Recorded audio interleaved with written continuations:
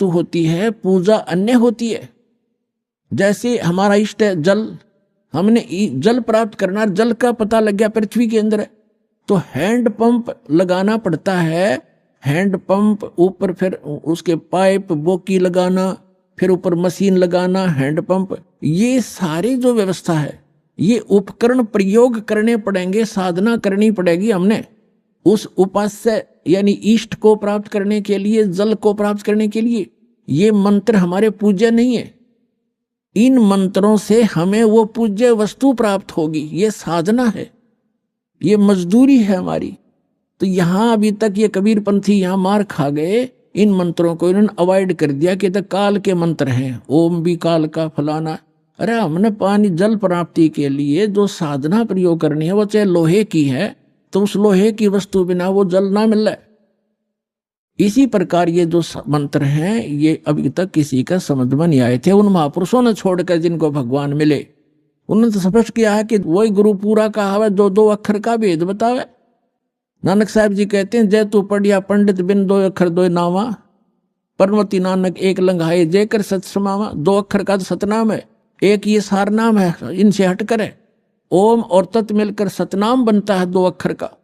इसकी श्वास और उश्वास से साधना करनी होती है, और सत जो है वो सार नाम है, वो अलग है। इन सब की साधना करनी पड़ती है। 17 में जाके 23वें श्लोक में श्रीमद् भगवद गीता में गीता ज्ञानदाता बता रहा है कि सच्चिदानंद घन ब्रह्म के पाने का केवल ओम तत्सत ये 3 मंत्र के जाप का निर्देश है, नथिंग एल्स, और कोई नहीं। निर्देश माने फाइनल डायरेक्शन, इसके अतिरिक्त कुछ नहीं। अब यहां 8वें अध्याय के 5 और 7 में तो अपने विषय में बता दिया कि मेरी साधना करेगा मुझे प्राप्त होगा, लेकिन युद्ध करना पड़ेगा। तो युद्ध करना जहां पड़ गया वहां शांति कहा। फिर 8वें अध्याय के 8, 9, 10 3 मंत्रों में स्पष्ट किया गीता ज्ञानदाता ने कि उस परम अक्षर ब्रह्म की भक्ति करोगे तो उसी के पास जाओगे। उसकी साधना का मंत्र बता ही दिया, वो ओम तत्सत। तत् और सत ये सांकेतिक है, ये खुद नहीं जानता गीता ज्ञानदाता। उसके लिए चौथे अध्याय के 32 और 34 में स्पष्ट कर दिया है मंत्र में कि जो सच्चिदानंद घन ब्रह्म परम अक्षर ब्रह्म स्वयं आते हैं यहाँ पर, वो काल पुरुष, और अपने मुख कमल से यथार्थ ज्ञान और यथार्थ भक्ति विधि बताते हैं। उसके अंदर विस्तार से कही गई है वो धार्मिक अनुष्ठानों की जानकारी, यज्ञों की। यज्ञ माने धार्मिक अनुष्ठान, साधनाएं। उसको जानने के बाद साधक फिर पूर्ण मोक्ष प्राप्त कर जाता है। उसके लिए तत्वदर्शी संतों के पास जाने के लिए गीता ज्ञानदाता कहता है। इसे सिद्ध है कि गीता ज्ञानदाता न तो तत्व ज्ञान से परिचित, और तत्व ज्ञान गीता ज्ञानदाता से अन्य है, और वो तत्वदर्शी संत भी अन्य है। तो वो ये दास है, रामपाल दास, आज विश्व में इस तत्व ज्ञान से परिचित।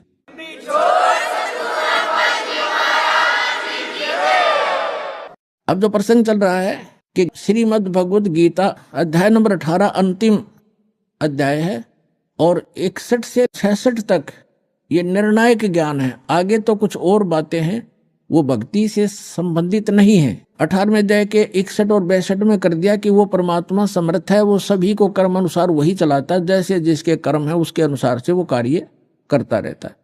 और उस परमेश्वर की शरण में जाने से ही परम शांति को प्राप्त होगा, सनातन परम धाम में चला जाएगा, जहां जाने के बाद साधक फिर लौटकर कभी संसार में नहीं आते। फिर क्या बता 18वें अध्याय के 63वें श्लोक में कहा गीता ज्ञानदाता ने कि अर्जुन, ये गीता रूपी ज्ञान ये बहुत गुप्त से गुप्त ज्ञान है जो आज मैंने तेरे से कह दिया। अब तेरी मर्जी, तेरी इच्छा है, जैसा चाहे वैसा कर। मेरी शरण में रहना है तो युद्ध कर, उठा हथियार, और उसकी शरण में जाना है तो उसके लिए तत्वदर्शी संत की खोज कर ले। ये गुप्त से गुप्त ज्ञान मैंने तुझे बता दिया। 18वें अध्याय के 64वें श्लोक में गीता ज्ञानदाता तुरंत कहता है कि एक गुप्त से गुप्त ज्ञान और बताऊं, फिर सुन कि जिस 18वें अध्याय के 62वें श्लोक में जिस परमेश्वर की शरण में जाने को मैं तुझे कह रहा हूं, वो मेरा भी इष्ट देव है, वो मेरा भी पूज्य है। ये और गुप्त से गुप्त भेद बता दिया। अब 18वें अध्याय के 63वें श्लोक में स्पष्ट कर ही दिया कि ये गीता रूपी ज्ञान अति गुप्त से गुप्त मैंने तुझे बता दिया। और कहता है एक और गोपनीय से भी गोपनीय बताता हूं 18वें अध्याय के 64वें श्लोक में कि यही मेरा भी पूज्य देव है, इष्ट देव है। इष्ट में असी दृढ़म, ये पक्कम पक्का, नो डाउट। फिर 18वें अध्याय के 65वें श्लोक में कहा कि अर्जुन यदि मेरी शरण में रहना है तो मैं पक्का वायदा करता हूं, मेरा सिमरन कर, मुझे नमस्कार कर, मुझे प्राप्त होगा। 18वें अध्याय के 66वें श्लोक में फिर फैसला दे दिया कि यदि तूने मेरी शरण में रहना है तो पहले बता चुका हूं, उसकी शरण में जाना है तो सर्वधर्मान परित्यज्य माम एकम शरणम व्रज। यहां इन अनाड़ी अज्ञानियों ने वर्ज का अर्थ आना किया है, जबकि वर्ज का अर्थ जाना होता है। अब ये क्या कहते हैं कि अर्जुन सर्वधर्मान परित्यज्य माम, मेरे सतर की सभी पूजाओं को छोड़कर मेरी शरण में आ जा। अरे भले आदमियों, दूसरे अध्याय के 7वें श्लोक में ये अर्जुन कहता है कि मैं आपकी शरण में हूं, आपका शिष्य हूं, मेरी बुद्धि काम करना बंद कर गई है, जो मेरे हित में हो आप मुझे राय दें। तो श्री कृष्ण जी की शरण में अर्जुन तो पहले ही था। अब ये कहो कि सर्वधर्मान परित्यज्य माम एकम शरणम व्रज, व्रज का अर्थ जाना होता, आना नहीं। जैसे इंग्लिश वर्ड गो है, गो का अर्थ कम नहीं हो सकता, आना नहीं हो सकता। कहीं सेंटेंस थे उसकी कितनी बनाए जाओ, फलाना व्याकरण बनती है, फलाना बनती है, फलानी धातु बनती है, अटपट मारते हैं, मूर्ख बनाते हैं, इनको ज्ञान नहीं है। तो इसमें कहा कि सर्वधर्मान परित्यज्य माम, मेरे सतर की सभी धार्मिक पूजाएं मुझे दे दे, छोड़ दे। परित्यज्य कौन कौन सी हैं? ओम नाम का जाप है, जैसे ओम तत्सत, ये 3 मंत्र का जाप है, आपको दिया जाता है जिनको कंप्लीट कोर्स प्राप्त हो गया है। तो ओम जो मंत्र है ये ब्रह्म की साधना है, इसके सतर की धार्मिक कमाई है, हम इसको दे देंगे। पहले हम इसको ब्रह्मलोक में जाकर नष्ट करते थे, देवता बन जाते थे, अपना धन नाश करके फिर गधा बन जाते थे। तो अब हमें ज्ञान हो गया, हम इसका कोई प्रतिफल नहीं लेंगे, अपनी पूंजी नाश नहीं करेंगे। हमारे ऊपर इसका ऋण है क्योंकि ये पृथ्वी इसने तप करके प्राप्त कर रखी है और हम इसमें बेमतलब आगे। अब इसने हमें मजदूर बना लिया कि यहाँ कमाओ और खाओ और मेरा टैक्स दो, हमें मजदूर बना रखा, बंधक। तो अब परमात्मा आए हैं हमें छुड़वाने के लिए, विधि बताई कि इसका टैक्स दो, मैं तुम्हारा अकाउंट कराऊंगा और ये मजदूरी करो, इससे पीछा छुड़ाओ, चलो सतलोक में जहां से तुम आए हो, जहां कभी दुख नहीं होता।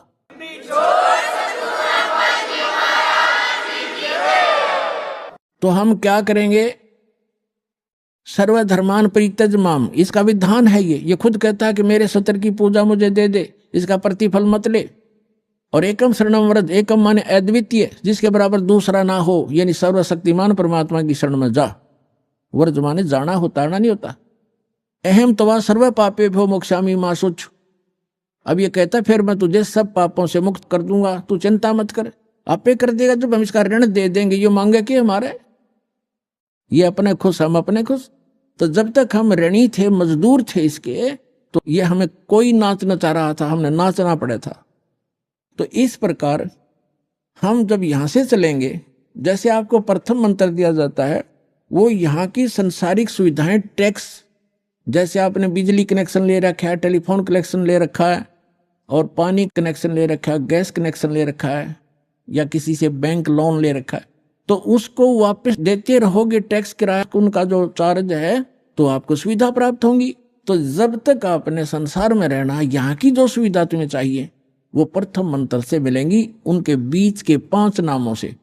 और फर्स्ट एंड लास्ट जो मंत्र है, ये आपकी भक्ति में, सतलोक जाने की भक्ति में अलग से कमाई साथ जुड़ती है। अब ये जो मंत्र है आपके, पहला मंत्र आपको यहाँ कंठ कमल तक बरी कर देगा। जब आप यहाँ से चलोगे तो सबसे पहले आत्मा मूल कमल में जाएगी, वहां गणेश जी का कमल है, उनका ऑफिस है, वहां से अपना अकाउंट क्लियर कराएगा। फिर आएगा ब्रह्मा जी के लोक में स्वाद चक्र में, उसके बाद विष्णु जी के लोक में नाभि चक्र में, फिर शिव जी के लोक में हृदय चक्र में, फिर देवी के लोक में कंठ चक्र में, फिर ये त्रिकुटी में पहुंचेगा। और ये नकली राधा स्वामी वाले, धन धन सतगुरु वाले नो के साढ़े गुरु जी तब सीधा नाम बताते हैं, असि तो सीधे त्रिकुटी में जाते हैं। खाक त्रिकुटी में जानते हो? त्रिकुटी को बरवाले का बस स्टैंड है, पैदल चला जा तो पहुंच गया, साइकिल उठा लिया तो पहुंच गया। त्रिकुटी में जाने के लिए अंगा लगेगा। तब त्रिकुटी में जब हम जाएंगे तो उसमें ये 3 मंत्र के जाप हैं, ओम तत्सत। ओम का अकाउंट हम त्रिकुटी पर देंगे इसको। वहां परमात्मा मिलेंगे इस दास के रूप में आपको, जो यहाँ सत साधना और सच्ची लगन दास के अंदर एज ए गॉड होगी।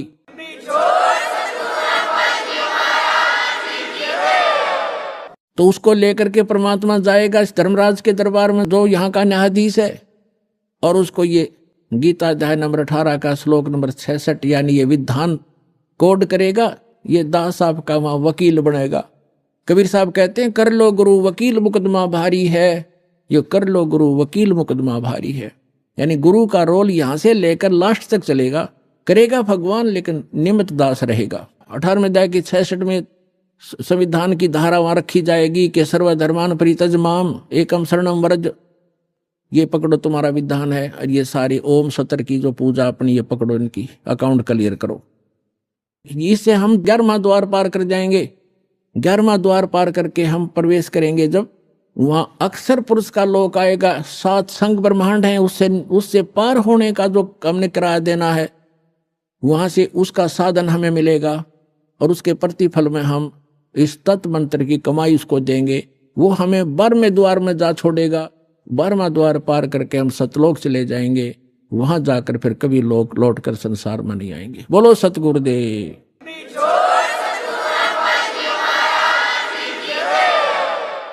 परम पिता परमात्मा पूर्ण ब्रह्म सारी सृष्टि के रचनहार कबीर परमेश्वर जी की असीम रजा से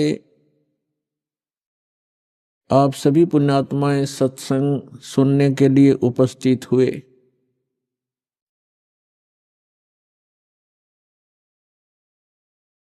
सत्संग में आने से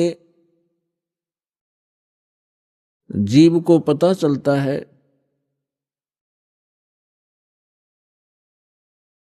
हम कौन हैं, कहां से आए हैं। यहां ये मरने और जीने की व्यवस्था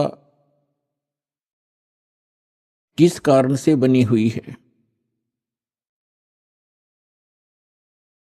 इस बात को प्रत्येक प्राणी महसूस करता है। जन्म हुआ अच्छी बात, परिवार हो गया बहुत ही अच्छी बात, पुत्र पुत्री हुए, संपत्ति कोठी बनी, बस क्या कहने। और फिर मृत्यु, ये मृत्यु वाली बात है, ये खटकती है। अब ये मृत्यु जो होती है ये एकदम विपरीत स्थिति है। सारा जीवन संतान के पोषण में, संपत्ति के जोड़ने में, कोठी और महल बनाने में लगा देता है प्राणी। और 1 मिनट के बाद पता नहीं पुत्र की मृत्यु हो जाती है, पुत्री मर जाती है, पुत्र वधू मर जाती है, मां की मृत्यु हो जाती है, परिवार का परिवार भी नाश हो जाता है। तो यहां हमारी बुद्धि कभी नहीं जाती कि ऐसा क्यों हो रहा है। हमने एक ये परंपरा मान ली कि ऐसा होता ही है, ऐसा होता है, सबके साथ हो रहा है, इसलिए दुख तो होता है। लेकिन शेष बचे हुए ये सोचते हैं हम तो अभी कुशल हैं, बस ऐसे हम अटकलबाजी से यहां जी रहे हैं। तो परमात्मा कहते हैं, हमें समझाने के लिए परमात्मा अपने ऊपर ही उदाहरण दे रहे हैं। कबीर परमात्मा जी ये हमारे पिता हैं। साथी हमारे चले गए, हम भी चालन हारे, कोई कागज में बाकी रह रही, ताते लगी है वार। कोई कागज में बाकी है, कोई श्वास शेष हैं आपके, इसलिए देर लगी हुई है आपको। और जो चले गए संसार छोड़कर, उनके भी, उनकी आशाएं, उनके इरादे, उनकी सोच, यही थी कि अभी मृत्यु नहीं होगी। फिर परमात्मा याद दिलाते हैं, स्वयं आकर के कबीर भगवान यथार्थ ज्ञान, यथार्थ भक्ति विधि, अपने द्वारा रची हुई सृष्टि को ही भी वो खुद ही ठीक ठीक बताते हैं। और हम कहाँ थे ये हमें नहीं मालूम हो सकता, चाहे कितनी बात बनावे। ये तो रचनहार ही बता सकता है कि आप यहाँ क्यों दुखी हो रहे हो, ये मरने जीने की व्यवस्था कौन सी अच्छी है। इस बात को सभी मानते हैं कि अच्छी नहीं है। इसलिए परमात्मा हमें जगाना चाहते हैं, यथार्थ ज्ञान हमारे हृदय में उतारना चाहते हैं, पहले ये बता करके कि जिस व्यवस्था में आप व्यवस्थित हैं और जिन क्रियाओं में आप तत्पर हैं, यदि आप परमात्मा की साधना भक्ति नहीं करते हो, मोक्ष प्राप्ति का प्रयत्न नहीं कर रहे हो, तो ये क्रियाएं तो पशु पक्षी भी कर रहे हैं। तो मानव शरीर की क्या आवश्यकता थी, जिसमें परमात्मा ने अच्छी सोच दी है, बुद्धि दी है, और समय पर गर्मी सर्दी प्राकृतिक आपदाओं से बचने की व्यवस्था भी हम कर सकते हैं। जैसे गर्मी से बचने के लिए कोई झोंपड़ी महल मकान बना सकते हैं, इतनी बुद्धि भगवान ने दी है। समय पर आहार करने के लिए हम पूर्व संग्रह कर लेते हैं, अन्न इकट्ठा कर लेते हैं, और गर्मी सर्दी से बचने के लिए भी हम कोई झोंपड़ी महल बना लेते हैं। इसका उद्देश्य क्या है? इसका उद्देश्य ये है, इन सब सुविधाओं को परमात्मा ने इसलिए दिया है कि आप प्राकृतिक आपदाओं से डिस्टर्ब ना हो सकें और भक्ति करते रहें। जैसे परमात्मा की प्राप्ति में ये आत्मा उसी समय से व्याकुल है जिस समय से ये उस परम पिता के उस सुख में सथल से, उस सतलोक से, अमरलोक से बिछुड़ कर आई है, उस परम पिता से दूर हुई है।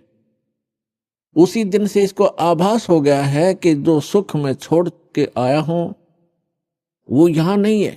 उसकी खोज में फिर ये अपनी अटकलबाजी से, जीव सोच से सोचने लगता है, प्रयत्न करता है। जैसे कोई निर्धन है, वो सोचता है कि धनवान सुखी होंगे, धन में सुख होगा, और धनी व्यक्ति को सौपन में भी सुख नहीं होता। उन आत्माओं, निर्धन को तो ये बात जचे नहीं कि धनवान सुखी नहीं, लेकिन किसी धनवान यानी मायाधारी से मिलकर देखना, उसके ऊपर कितनी समस्याओं का पहाड़ होगा, आप सोच भी नहीं सकते। जहां माया है वहां शीतलता नहीं हो सकती, जहां भट्ठी अग्नि की तप रही हो वहां शीतलता नहीं हो सकती। ये माया अग्नि की भट्ठी है, इसके निकट बैठकर प्राणी कभी भी शीतलता महसूस नहीं कर सकता। धनी व्यक्ति सोचते हैं कि राजा लोग सुखी होंगे, राजा को सुख सौपन में भी नहीं होता। आपको ऐसा लगता है जैसे इसके आगे पीछे बड़ी सेना चलती है, बड़े बड़े अधिकारी सलूट लगा रहे होते हैं, ये महासुखी होगा, कारों में चलते हैं। सपने में भी सुख नहीं है इनको, क्योंकि हमने सुख का पता ही नहीं जो सुख होता है। राजा लोग समझते हैं कि ऊपर के ये देवता लोग सुखी होंगे स्वर्ग आदि में। स्वर्ग के देवता सोचते हैं इंद्र सुखी होगा, जो देवराज है, देवताओं का राजा है।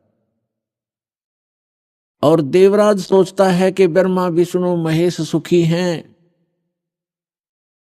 ब्रह्मा विष्णु महेश कहते हम स्वप्न में भी सुख नहीं हमारे को। आपने भगवान विष्णु की कथा पढ़ी होगी, बहुत बार सुनाई है। देवी भागवत प्रथम स्कंद में खुद स्वीकार करते हैं श्री विष्णु जी, ब्रह्मा जी को बता रहे हैं कि मैं अधिकतर समय में तप करता हूं और तप से अपने बैटरी चार्ज करके सिद्धियां प्राप्त करके फिर राक्षसों के साथ युद्ध करता हूं। कभी मुश्किल से कोई समय मिलता है तो लक्ष्मी के साथ सुखपूर्वक समय बिता पाता हूं, तो खाक सुख है यहां पर। परमात्मा बताते हैं झूठे सुख को सुख कहे, ये मान रया मन मोद, सकल चबीना काल कहा, कुछ मुख में कुछ गोद।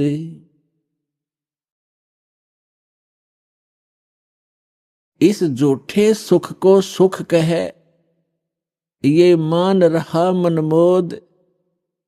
कौन से झूठे सुख को? एक व्यक्ति बता रहा था कि मेरे एक कन्या ने जन्म लिया, जन्म से उस कन्या के गुदा स्थान नहीं था। इसको देखकर मेरे ऊपर पहाड़ टूट गया समस्या का, महा दुखी हो गया मैं। डॉक्टर के यहां लेकर गया मेडिकल में। जिस वार्ड में मेरी बेटी को भर्ती किया उसमें ऐसे 3-4 केस और थे। तब मुझे कुछ राहत मिली कि मेरे जैसे और भी दुखी हैं।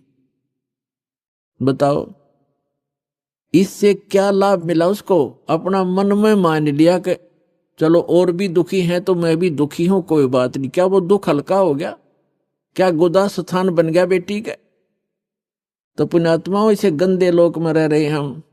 यह सुख नाम की चीज नहीं है। हम एक दूसरे को दुखी देखकर उससे हल्का दुख हो या उसके बराबर हो, हम अपने राहत मान लेते हैं। यहाँ कोई विकल्प नहीं है।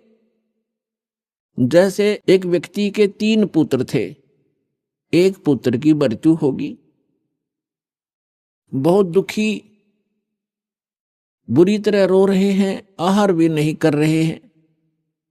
शोक व्यक्त करने वाले व्यक्तियों में एक ऐसा व्यक्ति उपस्थित था जिसका एक ही पुत्र था, वही मृत्यु को प्राप्त हो चुका था।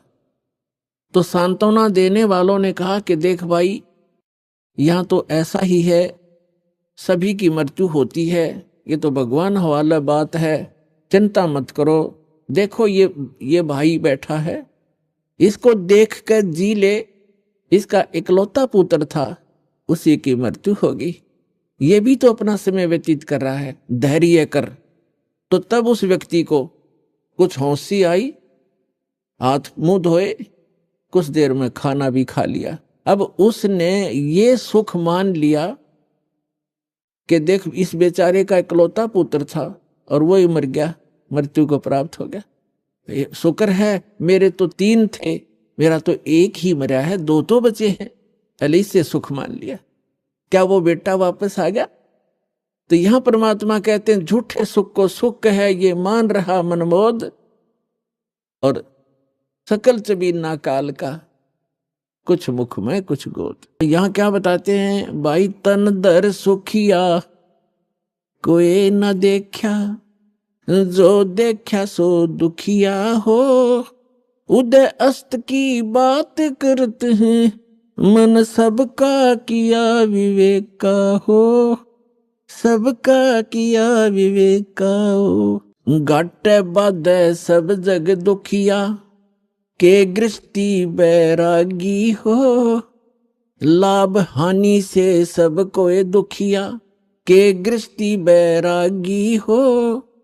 सुख देव ने दुख के डर से, गर्भ में माया त्यागी हो, गर्भ में माया त्यागी हो। तंदर सुखिया कोई न देखा, जो देखा सो दुखिया हो। उदय अस्त की बात करते हैं, मन सबका किया विवेक का हो, सबका किया विवेक का हो।